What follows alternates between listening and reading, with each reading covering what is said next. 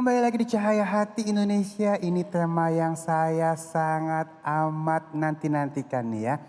Yaitu keutamaan sholat tepat waktu ya. Langsung aja akan dibahas oleh guru kita yang dimuliakan Allah Subhanahu wa taala, Al-Ustadz Ahmad Baihaqi. Allahumma shalli ala Sayyidina Muhammad. Ya Rabbi bil Mustafa balligh maqasidana waghfir lana ma madha ya wasi'al karami ya Rabbi bil Mustafa balligh maqasidana waghfir lana ma madha ya wal syi'al karami. Gerah-gerah membeli kipas sambil makan gorengan betok mak-mak. Marah utang belum impas, lakinya lagi mikirin janda yang montok. Ya Rabbi Mustafa balligh maqasidana waghfir lana ma madha ya wasi'al karami. Assalamualaikum warahmatullahi wabarakatuh. Waalaikumsalam warahmatullahi wabarakatuh. Alhamdulillahi wa kafa wassalatu wassalam ala Sayyidina Muhammadinil Mustafa wa alihil mustakmilina syarafah. Amma ba'dah, yang mulia segenap para alimil ulama, guru-guru kita yang telah menyampaikan mau'izatul hasanahnya, di antaranya guru kita Haji Zaki Mirza, Haji Abai Gifran, dan juga MC kita yang luar biasa Al Habib Ali. Kita doakan mudah-mudahan senantiasa selalu dalam penjagaan Allah Subhanahu wa taala. Para ibu jamaah dimuliakan oleh Allah Subhanahu wa taala, dan juga segenap para pemirsa dimanapun Anda berada, para pecinta Cahaya Hati Indonesia, mudah-mudahan senantiasa hidupnya Allah berikan keberkahan dunia dan akhirat. Amin ya rabbal. Para ibu jamaah dimuliakan oleh Allah Subhanahu wa taala. Setiap manusia yang hidup di dunia ini, siapapun orangnya, apapun pangkat jabatannya, dari mulai dia pejabat sampai dia konglomerat, bahkan kita sebagai rakyat, tentu pasti ada masalah. Bener Bu? Ibu-ibu mukanya muka-muka senang apa muka-muka masalah ini Bu? Saya lihat kerudungnya, bajunya kompak-kompak ini. Saya ada pantun, ikan gabus mati telentang, seragam bagus ternyata boleh ngutang. Bu, manusia itu kata guru kita tadi tidak lepas dari masalah. Terkadang ini manusia lebih khawatir apa yang dia pikirkan permasalahan di dunia. Padahal kalau kita mau berpikir seberat, sebesar, sesusah dan sesulit apapun masalah yang ada di dunia ini, bisa kita cari solusinya. Kita punya teman, punya andai taulan, saudara, bahkan orang tua yang akan membantu kita, yang bisa menolong kita. Namun pernahkah kita berpikir permasalahan nanti yang bakal menimpa kita nanti di hadapan Allah, permasalahan yang nanti bakal menimpa kita di akhirat, sebesar, sesulit dan sesusah apapun permasalahannya, kira-kira siapa yang bakal nolong kita? Ada nggak kira-kira Bu? Ada nggak kira-kira? Maka Rasulullah Shallallahu Alaihi Wasallam memberikan satu solusi yang beliau katakan dalam satu hadisnya. Hadis ini terdapat di dalam kitab Nasoihul Ibad karangan Asy-Syaikh Al-Imam Ibnu Hajar Al-Asqalani. Beliau katakan arba'atu asya, ada 4 macam yang akan menyelamatkan manusia dari azab kubur dan juga nanti dari siksanya nanti di hadapan Allah di akhirat nanti. Yang pertama yaitu muhafizatus shalah, orang-orang yang senantiasa selalu dirinya menjaga salat di hadapan Allah Subhanahu. Rasulullah manusia yang mulia, manusia yang segala aspek kita bisa jadikan contoh.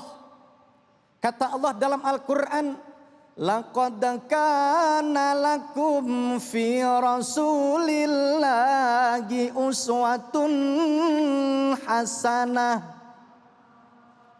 Kata Allah, laqad kana lakum fi rasulillahi uswatun hasanah. Sungguh telah ada akhlak yang mulia, suri tauladan. Akhlak yang mulia pada diri Rasul. Akhlak Rasulullah itu multidimensi Bu. Kalau dalam bahasa santri itu isim nakiroh. Semua seni-seni dalam kehidupan kita, Rasulullah dapat kita jadikan contoh, termasuk dalam urusan ibadah. Ternyata Rasul meskipun sudah mendapat jaminan dari Allah, meskipun manusia yang dijaga, doanya diijabah, tapi Rasulullah dalam urusan ibadah, satu ketika dalam satu riwayat, Rasul sholat kakinya sampai bengkak-bengkak. Rasul Nabi kita yang udah dijamin tapi sholatnya sampai bengkak-bengkak. Kita pengen masuk surga, pengen husnul khotimah, ama sholat kagak open. Ya. Padahal perempuan mau masuk surga paling gampang, Habib Ali. Kata Nabi, ida sholatil mar'ah, apabila seorang perempuan yang menjaga sholatnya, 5 waktunya dia jaga, dia sholat tepat pada waktunya.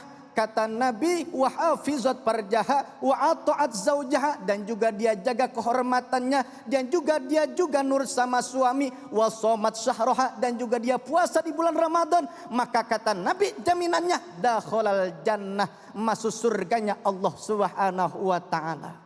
Amin. Ngapa? Amin aja pakai disuruh, udah kayak odol. Bu, odol kalau dipencet baru keluar tuh Bu, ya. Dasar odol. Bu, pengen masuk surga? Siapa ingin ke surga, pintu selalu terbuka. Siapa ingin ke surga, pintu selalu terbuka. Tak mudah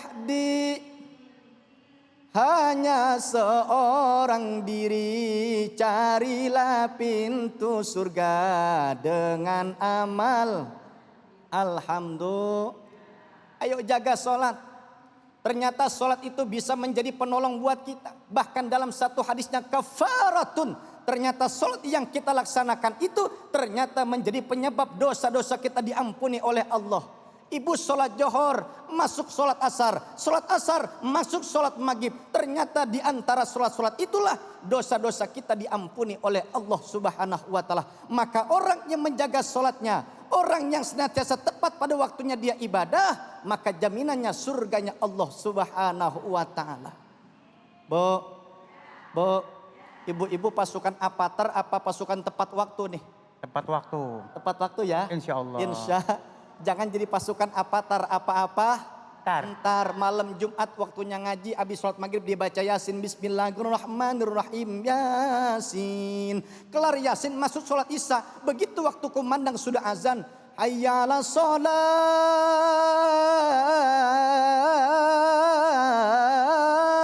Dia ambil udhu tuh. Begitu ambil udhu, udah pakai mukena, rapih banget mukena udah dipakai. Anaknya keluar dari kamar, Ma, remote TV mana? Begitu udah pakai mukena, Nabi udah rapih, anaknya keluar nanya remote TV, ada kali di atas kulkas. Begitu udah rapi, udah duduk, udah diri di atas sejadah, pengen sholat tuh. Anaknya nanya lagi, emak belum ketemu, ada kali di atas menggel. Begitu anaknya udah rapi, udah duduk di depan TV, emang filmnya apa? Ikatan Cinta, ya kagak jadi sholat dah. Sambil geledek nih. Ayo sholat tepat waktu. Orang yang sholat tepat waktunya, orang yang menjaga sholatnya, jaminannya surganya Allah Subhanahu wa ta'ala. Amin ya Rabbal.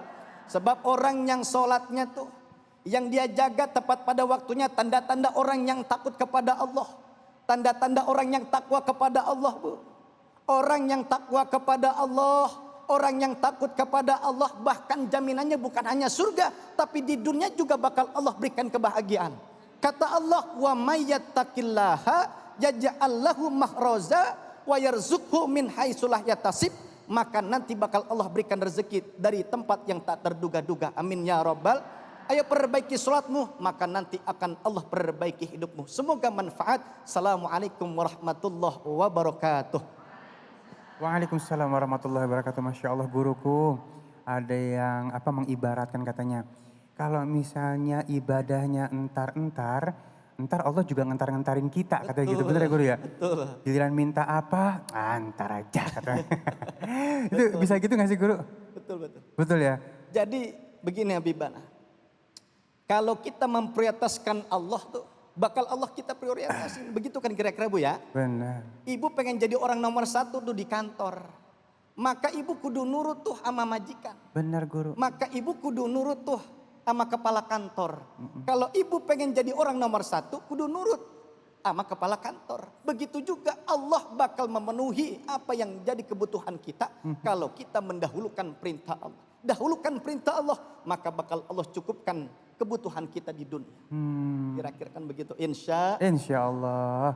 Jadi kalau misalnya kita disiplin, kita taat sama Allah, Allah juga kalau mau ngabulin doanya memalu kalau entar-entar ya. Nah. Betul Bibana. Nah, guru ada yang bilang katanya beda pahalanya yang on time sama yang in time. Yang sewaktu-waktu. Bedanya di mana sih guru? Orang yang on time sama orang yang entar-entar, Ibu ya. Pahalanya beda. Ibarat kita sedang sholat di saf tuh. Sholat kalau kita sholat di masjid, sop terdepan tuh pahalanya beda-beda Bu. Sop pertama, sop kedua, sop ketiga, sop keempat, ke sop kelima. Itu pahalanya beda-beda. Ada yang paling belakang pahalanya bebek. Ada yang pahalanya dapatnya ayam. Paling depan dapatnya onta. Barisan kedua dapatnya sapi. Barisan ketiga dapatnya kebo. Barisan keempat dapatnya kambing. Begitu juga sholat.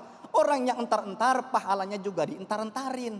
Pahalanya rada-rada kurang banyak. Maka orang yang on time yang selalu dia dekatkan dirinya kepada Allah. Dia takut kepada Allah. Begitu waktunya azan, waktunya sholat, waktunya ibadah. Langsung kata Allah, orang-orang yang begitu tuh nanti akan mendapatkan kebahagiaan di hadapan Allah Subhanahu wa ta'ala. Amin ya robbal. Amin ya robbal alamin. Guru, mungkin gak sih guru orang yang suka ngentar-ngentarin sholat ataupun ibadah itu ada gangguan dari setan juga guru? Mungkin gak sih seperti itu, entar aja lu, akhirnya sampai gak sholat gitu guru. Manusia itu tidak terlepas dari godaan setan ya Bu ya. Pasti ada aja setan tuh, entah di kanan, entah di kiri, bahkan teman aja bisa jadi setan. Benar. Maka bertemanlah kepada teman yang bisa mengajak dirimu ketakwaan kepada Allah. Ibu ya.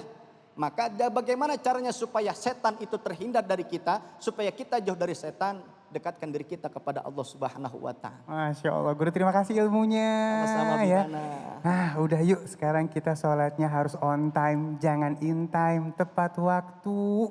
Pahalanya gede dan Allah akan memprioritaskan kita. Pengen diprioritaskan sama Allah? Pengen banget pastinya ya. Dan baik jamaah yang dimuliakan Allah Subhanahu wa ta'ala, sesaat lagi kita akan tanya jawab bersama guru-guru kita yang dimuliakan Allah Subhanahu wa ta'ala. Jangan kemana-mana, tetap bersama kami di Cahaya Hati Indonesia.